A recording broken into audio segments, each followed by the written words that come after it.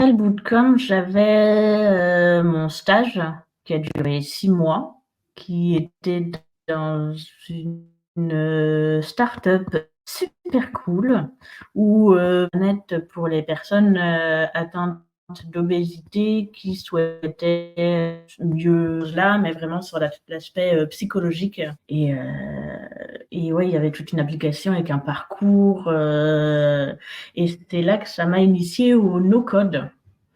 Donc quelque chose que j'avais pas du tout abordé durant la formation, qui m'a ouvert d'autres portes, voilà.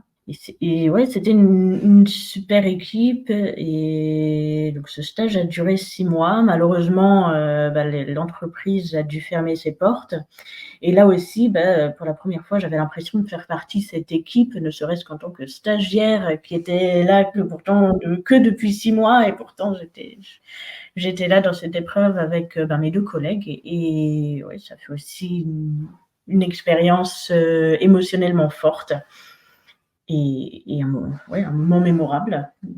En 6 mois, ça faisait, 5 mois de bootcamp plus derrière 6 mois. Ça faisait 1 an, presque Mmh. que tu t'étais lancée dans le développement. C'est ça et 1 an que j'avais évolué tous les jours et après ça, j'ai préparé mon diplôme que j'ai passé et en même temps, j'étais, bénévole pour une association qui s'appelle toujours Nélixer, qui faisait un simulateur de vol, à destination d'un public que je ne connaissais pas du tout, de particuliers qui, eux aussi, c'est pas seulement des pilotes d'avion, mais qui aiment piloter un avion, depuis leur ordinateur avec, comme dans un vrai cockpit et mon job, c'était sur la partie front-end et design de proposer leur site pour accéder à leur simulateur de vol.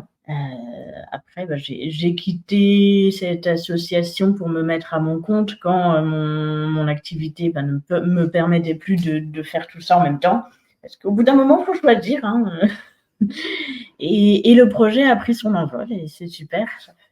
Ça fait une expérience en plus, et ça m'a appris à travailler avec des gens que je ne connaissais pas, des gens déjà qualifiés et qui avaient les mêmes buts que moi. C'était top.